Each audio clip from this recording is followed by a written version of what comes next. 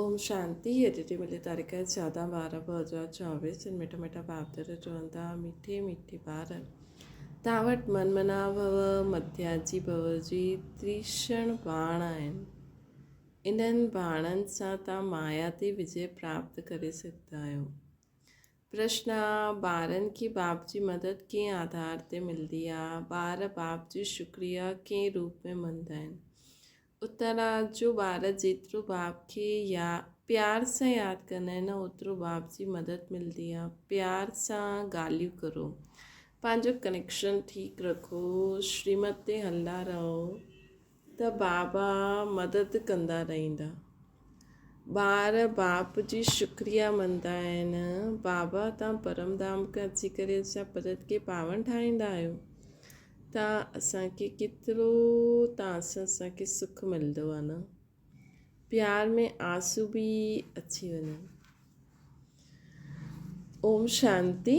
ॿारनि खे सभिनि खां प्रिय माउ बाप हूंदो आहे न, ऐं माउ बाप खे पोइ ॿार ॾाढा प्रिय आहिनि। हाणे बाप जेके तत्व में मातेश्वर पिता चईंदा आहियूं, लौकिक माउ बाप खे त कोई ईअं न चई सघंदे न।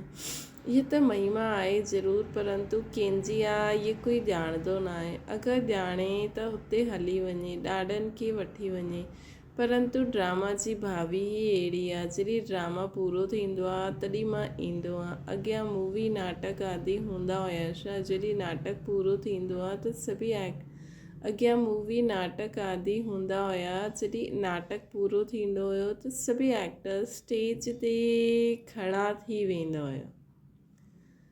इहे बि बेहद जो वॾो नाटक आहे न। इहे बि सॼो ॿारनि जी बुद्धि में अचिणो खपे। सत्य त्रेता द्वापर कलयुग, इहे सॼी सृष्टि जो चक्कर आहे न। बेहद जो नाटक आहे। इन ईअं न कि मूल वतन सूक्ष्म वतन में चक्र फिरंदो आहे। चक्र सृष्टि जो चक्र त हिते ई फिरंदो आहे, नाटक त हिते ई हलंदो आहे। हा, इहे सूर्य चांद आदि हिन स्टेज जी बत्तियूं आहिनि। गायल बि आहे न, एक ओंकार सतनाम, इहे कंहिंजी महिमा आहे। पर ग्रंथ में सिख माण्हू महिमा कंदा आहिनि। गुरु नानक वाच हाणे हिकु ओंकार, इहे त हुन हिकु निराकार परमात्मा जी महिमा आहे। परंतु इहे माण्हू परमात्मा जी महिमा खे भुलिजी करे गुरु नानक जी महिमा करणु लॻी वेंदा आहिनि। सतगुरु बि नानक खे सम्झी वठंदा आहिनि। वास्तव में सृष्टि भर में महिमा जो बि आहे हुन हिक जी ई आहे, ऐं ॿिए कंहिंजी महिमा आहे ई न, है न। ये गुरु नानक परमात्मा जी महिमा कंदा आहिनि। सतगुरु बि नानक खे सम्झी वठे, लेकिन दुनिया वारा माण्हू नानक जी खे सम्झंदा आहिनि। बाबा चईंदा आहिनि कि मुंहिंजी ही हिकु महिमा आहे, ॿिए कंहिंजी महिमा आहे ई न। हाणे ॾिसो, ब्रह्मा में अगरि बाबा जी प्रवेशता न हूंदी त इहे ब्रह्मा बि कौड़ी तुल्य आहे। हाणे तव्हां कौड़ी तुल्य खां हीरे तुल्य ठहींदा आहियो परम पिता परमात्मा द्वारा। हाणे इहा पतित दुनिया ब्रह्मा जी रात्रि, पतित दुनिया में जॾहिं बाप ईंदा आहिनि, ॿियो जो उन्हनि खे पहचान ॾींदा आहिनि उहा उन्हनि ते क़ुर्बान वेंदा आहिनि। जॾहिं बाप ईंदा आहिनि ऐं जो उन्हनि खे पहचाने वठंदा आहिनि उहे उन्हनि ते क़ुर्बान जी वेंदा आहिनि। अॼु जी दुनिया में त ॿारनि जी धुंधकारी ठही वई आहे। ॿार बि धुंधकारी ठही विया आहिनि। देवता केतिरा सुठा हुया न।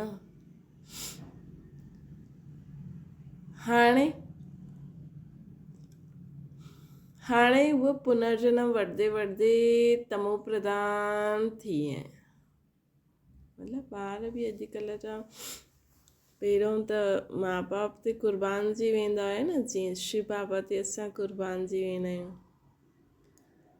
बाबा असां ते क़ुर्बान जी वेंदा आहिनि। लेकिन अॼुकल्ह जे ॿारनि में उहो थोरी आहे। देवता केतिरा सुठा हुया, हाणे उहो पुनर्जन्म वठंदे वठंदे तमो प्रधान थी विया आहिनि। सन्यासी बि पहिरियों ॾाढा सुठा हुया, पवित्र हुया, भारत खे मदद ॾींदा हुया। भारत में अगरि पवित्रता न हुजे हा त कामचिता ते जली मरी वञे हा। सत्युग में काम कटारी हूंदी न आहे। इन कलयुग में सभु कामचिता जे काटनि ते वेठा आहिनि। कलयुग में सभु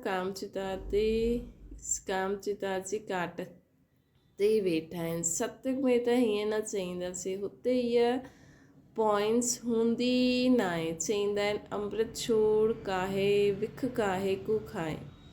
विकारी खे ई पतित चइबो आहे। अॼुकल्ह मनुष्य त ॾिसो 10-12 ॿार पैदा कंदा आहिनि, कोई क़ाइदो ई न आहे। सतयुग में जॾहिं ॿार पैदा थींदो आहे त पहिरियों ई साक्षात्कार थी वेंदो।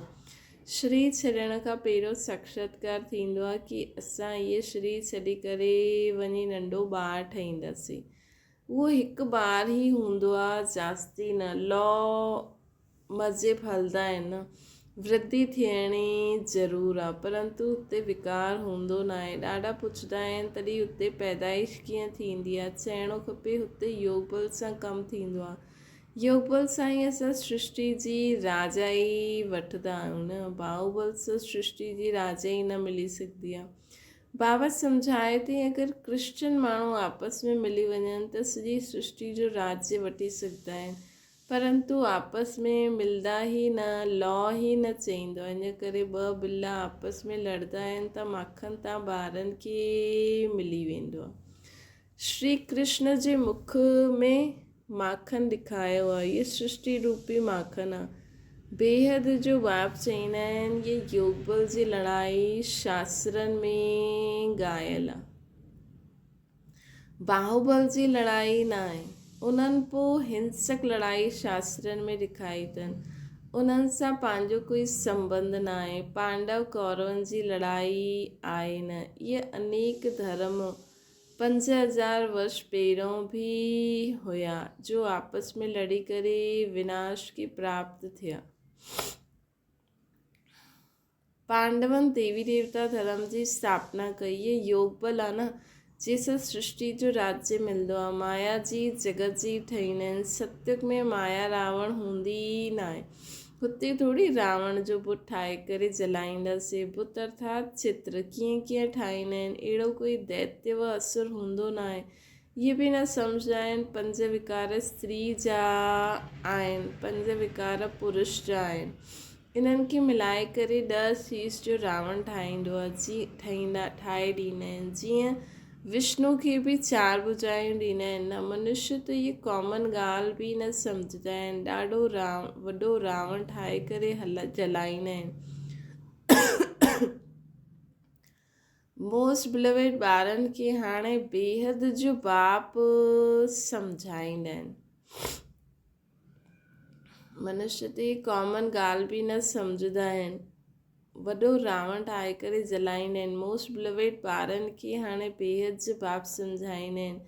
बाप खे ॿार हमेशह नंबरवार प्यारा हूंदा आहिनि। कोई त मोस्ट बिलवेड बि आहे, कोई कम प्यारा बि आहिनि। जेतिरो सिखियलु ॿारु हूंदो ओतिरो जास्ती लव हूंदो। हिते बि जो सर्विस ते तत्पर रहंदा, रहम दिल ठहींदा, उहो प्यारा लॻंदा बाबा खे। भक्ति मार्ग में रहम मांगदा आहिनि न, खुदा रहम करो, मर्सी ऑन मी। परंतु ड्रामा खे कोई ॼाणंदो ई न आहे, है न। भक्ति मार्ग में रहम मांगदा आहिनि, भॻवान असां ते रहम करो, मर्सी करो। परंतु ड्रामा खे कोई ॼाणंदा ई न आहिनि। जॾहिं ॾाढा तमो प्रधान थी वेंदा आहिनि तॾहिं ई बाबा जो प्रोग्राम आहे हिन सृष्टि ते अचण जो। ईअं न कि ईश्वर खे चाहे करे जो चाहे उहो करे सघंदो आहे, या जॾहिं चाहे तॾहिं अची सघंदो आहे। अगरि अहिड़ी शक्ति हुजे हा त एतिरी ॻाल्हि छो मिले हा, वनवास छो मिले हा। इहे ॻाल्हियूं ॾाढी गुप्त आहिनि। श्री कृष्ण खे त ॻाल्हि मिली न सघे न। चईंदा आहिनि भॻवान ईअं न करे सघंदो आहे, परंतु विनाश त थियणो ई आहे, है न। श्री कृष्ण खे त ॻाल्हि मिली न सघे। चईंदा आहिनि भॻवान ईअं न करे सघंदो आहे।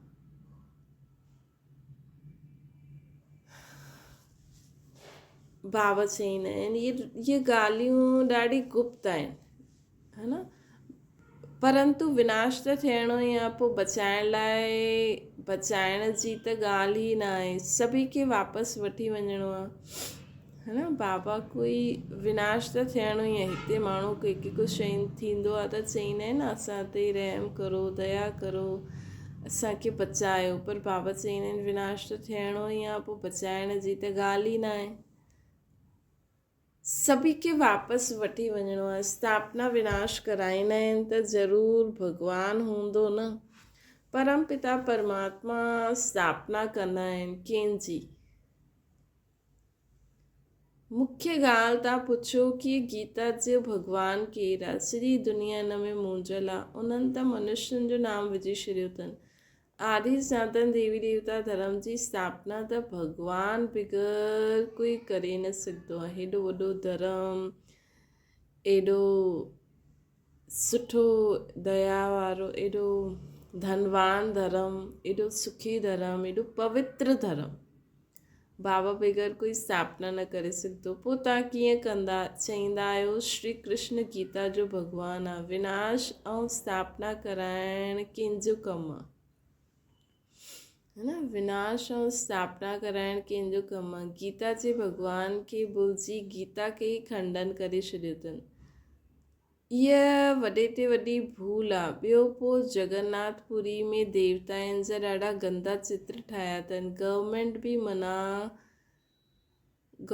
जी मना आहे गंदा चित्र रखण जा, त हिन ते सम्झाइणो खपे। हिन मंदरनि ते कोई जी ॿुधी में ॻाल्हियूं ईंदियूं न आहिनि। इहे ॻाल्हियूं बाप ई वेही सम्झाईंदा आहिनि। ॾिसो ॿार बच्चियूं केतिरी प्रतिज्ञा पत्र बि लिखंदियूं आहिनि, खून सां बि लिखंदियूं आहिनि। हिकु कथा बि आहे न, श्री कृष्ण खे खून निकितो त द्रौपदी पंहिंजो चीर फाड़े करे बंधियईं। इहा लव आहे न, तव्हांजो लव आहे शिव बाबा सां गॾु। इन्हनि जो ब्रह्मा जो खून निकिरी सघंदो आहे, इन्हनि खे दुख थी सघंदो आहे, लेकिन शिव बाबा खे त कॾहिं दुख न थी सघंदो न। छो जी उन्हनि जे खे त पंहिंजो शरीर ई न आहे। श्री कृष्ण खे अगरि कुझु लॻे त दुख थींदो त हुननि खे पोइ परमात्मा कीअं चई सघंदासीं। बाबा चईंदा आहिनि मां त दुख सुख खां न्यारो आहियां। हा, ॿारनि खे अची करे सदा सुखी ठाहींदो आहे। सदा शिव घायल आहे न, सदा शिव सुख ॾियण वारो आहे। मुंहिंजा मिठा मिठा सिखियलु ॿार जो सबूत आहिनि। ज्ञान धारण करे पवित्र रहंदा आहिनि, सच्चा योगी ज्ञानी रहंदा आहिनि। उहे मूंखे प्यारा लॻंदा आहिनि। लौकिक बाप वटि बि कोई सुठा कोई बुरा ॿार हूंदा आहिनि। कोई कुल खे कलंक लॻाइण वारा निकिरी वेंदा आहिनि, ॾाढा गंदा ठही वेंदा आहिनि। हिते बि ईअं ई आहे। आश्चर्यवत ॿार ठाहींदा आहिनि, ॿुधंदा आहिनि, कथनि थी, पोइ फारकती देवंती थी वेंदा आहिनि।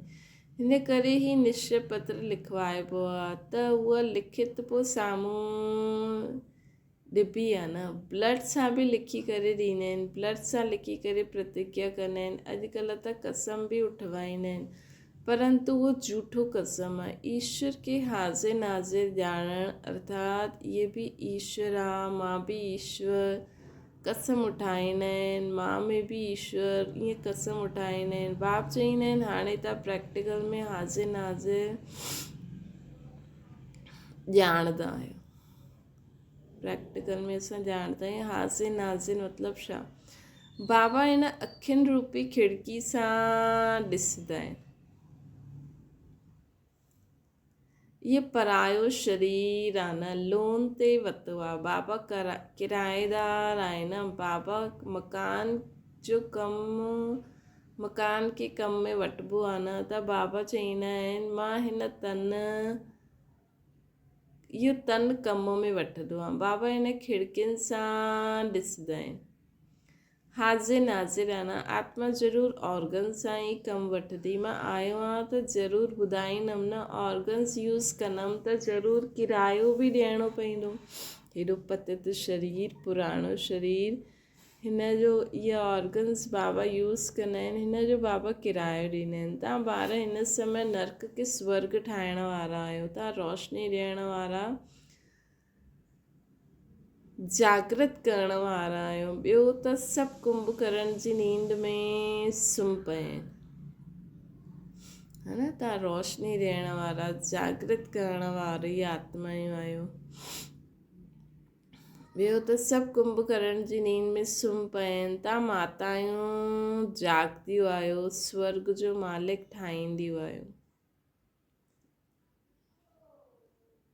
हिन में मेजॉरिटी माताऊं आहिनि, इन करे वंदे मातरम चइबो आहे न। भीष्म पितामह आदि जो बि तव्हां उन्हनि खे बि तव्हां ई बाण मारिया। मनमना भव मध्याजी भव जा बाण केतिरा सहज आहिनि।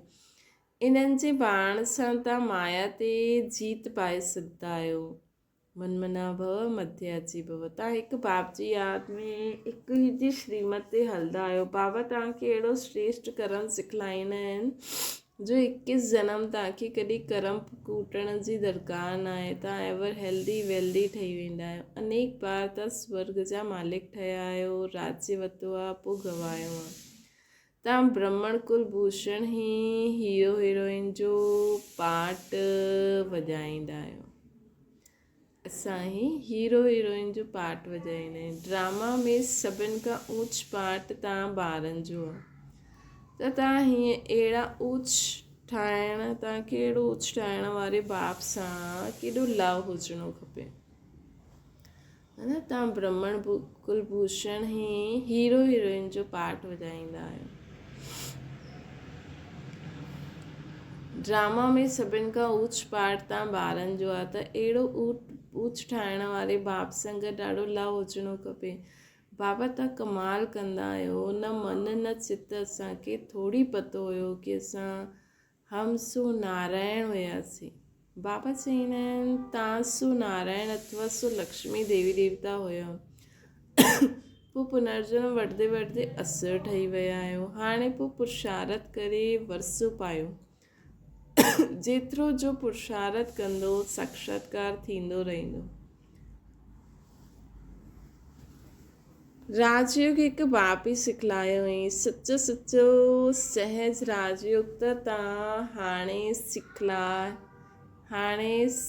सघंदा आहियो, सिखलाए सघंदा आहियो न। राजयोग हिकु बाप ई सिखलायो हुई। सचो सहज राजयोग त तव्हां हाणे सिखलाए सघंदा आहियो। तव्हांजो फ़र्ज़ु आहे बाप जो परिचय सभिनि खे ॾे। सभई निधन जा ठही आहिनि। इहे ॻाल्हियूं बि कल्प पहिरों वारा कोटनि में कोई सम्झंदा, है न। ये ॻाल्हियूं कोटनि में कोई सम्झंदा। बाबा सम्झायो अथई सॼी दुनिया में महान मुर्ख ॾिसणो हुजे त हिते ॾिसो। बाबा जी 21 जन्मनि जो जंहिंसां वरसो मिलंदो आहे उनखे बि फारकती ॾेई छॾींदा आहिनि।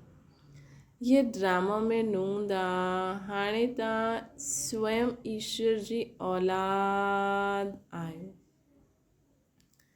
असां हाणे डायरेक्ट शिव बाबा जी औलाद आहियूं। पोइ देवता क्षत्रिय वैश्य शूद्र जी औलाद ठहींदासीं। हाणे आसुरी औलाद सां ईश्वरीय औलाद ठहिया आहियूं, ईश्वरीय संतान ठहिया आहियूं। बाबा परमधाम खां अची करे पदत खां पावन ठाहींदा आहिनि त केतिरो शुक्रिया मञिणो खपे बाबा जो, न। भक्ति मार्ग में बि शुक्रिया कंदा रहंदा आहिनि। दुख में थोरी शुक्रिया मञंदा। हाणे तव्हांखे केतिरो सुखु मिलंदो आहे त ॾाढो लव हुजिणो खपे। असां बाप सां प्यार सां ॻाल्हियूं कंदा रहंदा त छो न ॿुधंदा। कनेक्शन आहे न। राज उथी करे बाबा सां ॻाल्हियूं करणी खपनि। बाबा पंहिंजो अनुभव बतलाईंदा आहिनि। मां ॾाढो यादि कंदो आहियां। बाबा जी यादि में आंसू बि अची वेंदा आहिनि। असां छा हुयासीं, बाबा तव्हां छा ठाहे छॾियो। तत्वम तव्हां बि उहे ठाहींदा आहियो न। योग में रहण वारनि खे बाबा मदद बि ॾींदा आहिनि। आपे ई अखि खुली वेंदी आहे, खटिया हिली वेंदी आहे। बाबा ॾाढनि खे उठाईंदा आहिनि। बेहज बाप केतिरो रहम कंदा आहिनि। तव्हां हिते छो आया आहियो?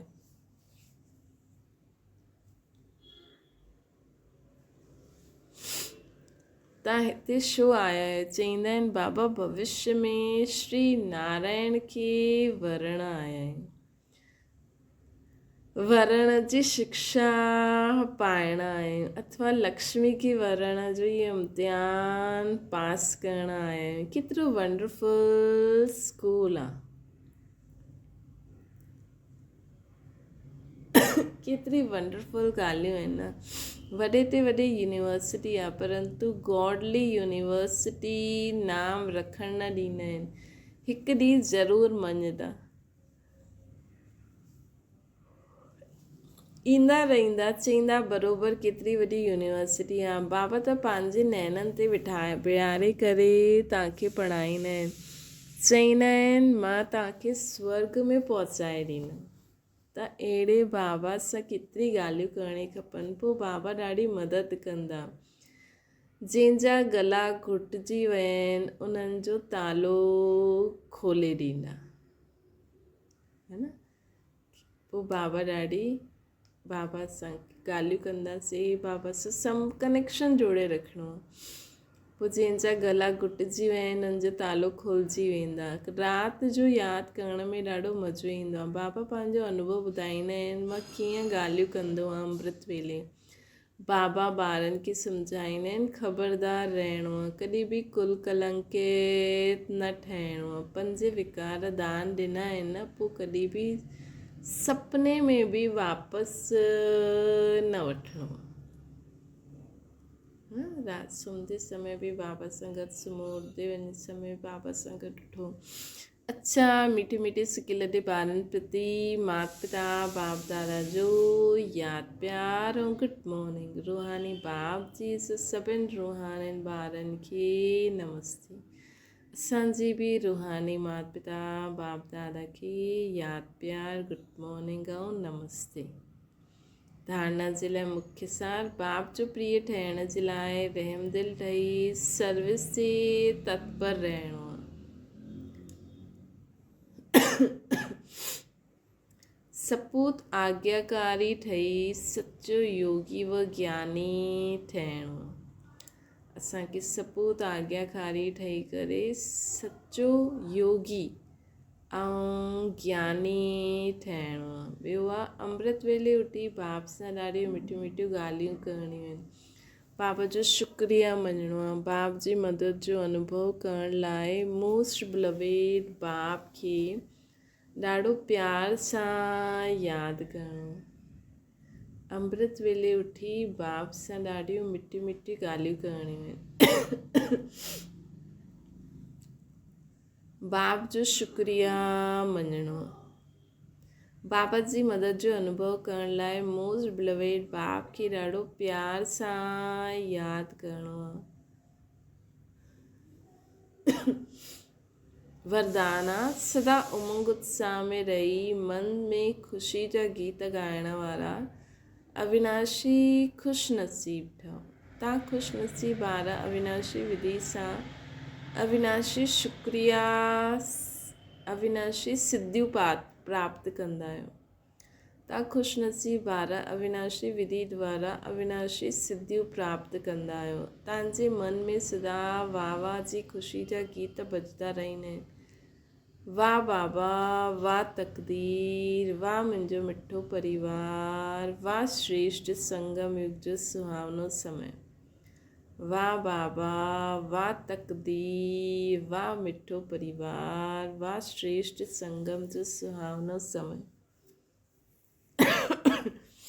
हर करम वाह वाह, इन करे तव्हां अविनाशी ख़ुशि नसीब आहियो न। तव्हांजे मन में कॾहिं वाई आई शो मां न अची सघंदो न। अगरि असां मास्टर त्रिकालदर्शी आहियूं त शो छा अची न सघंदो। हाँ, अगर असां मनमना भव स्थिति में आहियूं त मापन अची न सघंदो। वाई जे बजाए सदा वाह वाह वाह वाह, आई जे बजाए बाबा बाबा बाबा। त छा यादि रखंदो? वाई जे बजाए वाह वाह वाह वाह, आई जे बजाए बाबा बाबा। त सदा वाह वाह जा गीत बजदा रहंदा। वाह बाबा, वाह मुंहिंजी श्रेष्ठ तक़दीर, वाह मिठो परिवार, वाह श्रेष्ठ संगम जो सुहावनो समय। स्लोगन आहे, जो संकल्प कंदा आहिनि उन्हनि खे अविनाशी गवर्नमेंट जी स्टैम्प लॻाए छॾो त अटल थी वेंदो। मतिलबु जो बि असां संकल्प कंदा आहियूं पंहिंजे जीवन में उनखे बाबा खे अर्पण करे छॾो, है न। वापसि खे अर्पण करे दृढ़ संकल्प करो। अविनाशी स्टैम्प लगाए छॾियो, कीअं करिणो ई आहे त अटल रहंदव। अच्छा, ओम शांति। बाबा खे यादि करो,